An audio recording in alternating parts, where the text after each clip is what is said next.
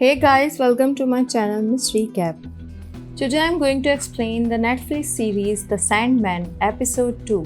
In episode 2, Lucienne starts explaining how things started deteriorating shortly after he vanished. She tried to keep a record of everything, but next day the entire library disappeared and she has not been able to find it. Dream tries to rebuild everything using his powers, but without his three tools, he can't. He is struggling. He knows he needs to get them back. And when Lucienne says, "Why don't you just ask one of your siblings?" he snaps back that they have their own problems to deal with their own realms. And it's not lost on him or the fact that they knew where he was this entire time. And they did nothing. They just sat back and let it happen. So, no, he is not too keen on asking his siblings for help. He's got to do this himself. He knows what he has to do. He has to summon the fate. It's three women who speaks in riddles, but they know everything. They are going to help him. At the very least, locate his tools. The problem is at the moment, he does not have the power to summon them. What he needs is something that he created, something that remains intact, because if it is intact, it has some fragment of his power within it. He can absorb whatever it is and get a little bit of his power back to summon the facts. And there is one such thing, it's a gargoyle named Gregory. Gregory is the pet of both Cain and Abel. The brothers, they live on the outskirts of the dream realm, and they are shocked when Dream shows back up, but it's a good shock. They are very happy to see him again. That quickly vanishes, though when he explains that for the sake of the dreaming, he has to take back Gregory. Taking back Gregory is like taking back one of their pets. They don't want to do it. Cain especially gets nasty with Dreams, saying that you forget us, you were gone for a century. You have no idea what we went through.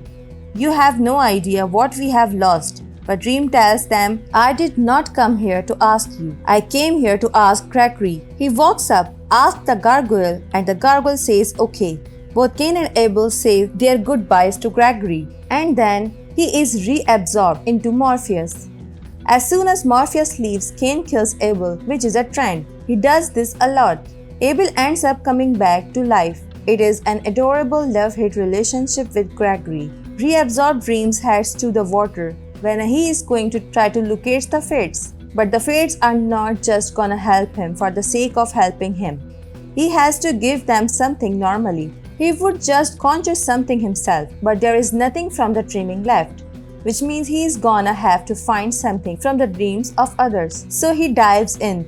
What he settles on in crossroads, gallows, and a snake. He also grabs an egg, that's right, next to the snake, but he is gonna use that for later. He is not giving that to the fates. He then summons the three women and they show up. They accept his gifts, but they tell him that he is gonna have three questions. That is it. They will give him an answer and then he has to move on. The first question he has is about the leather pouch that was filled with sand. They tell him that it was last sold in London and purchased by a magic user called Joanna Constantine. That name's familiar to Dream because he used to know a Constantine, but that was 300 years ago. Maybe it's a relative, he is not quite sure. He then asks the woman if she still has the sand, but that's not the part of the gig. He already asked this question. He has to move on his second question. Has to do with his helm and what happened to it. They tell him that it was traded away to a demon for the amulet of protection. But when he asked them which demon was it traded to, they refuse to ask because he already asked us one question. He's got to move on his final question, is who hold the ruby now? And they tell him that it was passed from a mother to a son. But when he asked where are they now, they yell at him that he is asked his three questions. That's it. As Lucienne said, they speak in riddles. After talking to the face, he decides to drop off that egg at Cain and Abel's. Abel wakes up from the latest killing by his brother and he sees the egg and he feels like his brother left it there. But when he walks back in the house, he finds out that his brother did not leave it there. He never would. It must have been from the dream. The egg hatches and it's a baby gargoyle. And at first, they are a little annoyed by this. You are just gonna swap out Gregory for this. But it does not take more than a few seconds for them to start falling in love with the little guy. They end up getting a fight, though, about the naming of the gargoyle, and Cain kills Abel again. As for Dream, the only real lead that he has is about his sand. It was sold in London, and at least he has a name. When he has it back, he is gonna seek out his helm, which he means is in hell based on the amulet. Lucienne begs him before he goes to take a raven, because Dream always travels with a raven. But Dream says, no, Jessie, May was the last.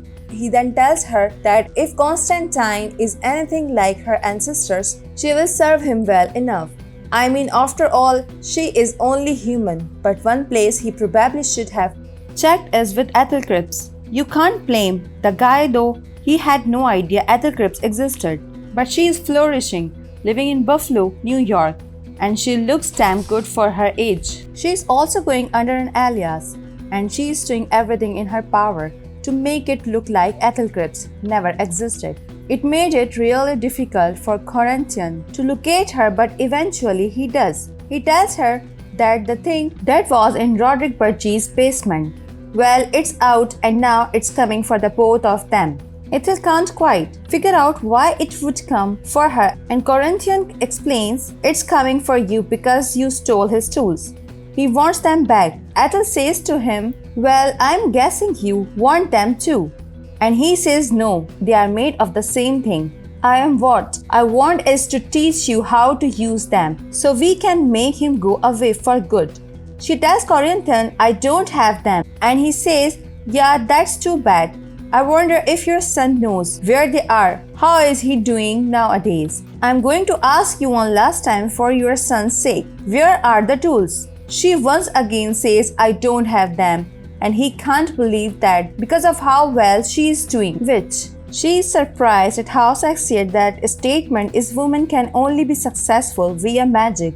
She goes on to explain that when she left Roderick, she traded the sand and the helm for her life in America. As for the ruby, her son John took the ruby from her, and then the ruby took John, because even though it has the power to make dreams come true, it also has the power to make nightmares come true as well. As for the location, now Ethel does not know and she doesn't want to know, but Corinthian doesn't believe her, and he is got a way to find out if she is lying or not. That's by cutting out her eyes. It helps him see exactly what she is seeing her entire life.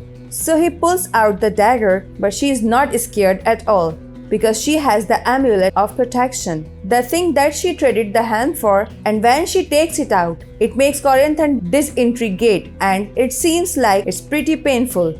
He ends up getting transported right back to the place he was created in the dream realm, and there is Lucienne waiting for him. When Corinthian arrives, he asks Lucienne where is Dream, and when he finds out he is away, he knows that it's because he is looking for his tools. But Corinthian has no plans on staying in the realm. He wants to go back to the waking world, even after Lucienne explains that dreams and nightmares do not belong in the waking world. Corinthian feels like he fits right in. Lucienne can't believe that Corinthian has no loyalty to Dream. But Corinthian says, why would I? He doesn't care about you or me. He only cares about himself, his kingdom. We can have all that because I'm leaving and I am never coming back. Lucienne tells him he is gonna come for you, but Corinthian says if he does, he is not coming back here either. As for Ethel, she went to go visit her son, John, who is in a mental institution, and a very heavily armed mental institution at that. They definitely don't have the best relationship, but she came here to talk about the ruby. The episode ends here. Thanks for watching. If you like it, so please don't forget to subscribe my channel.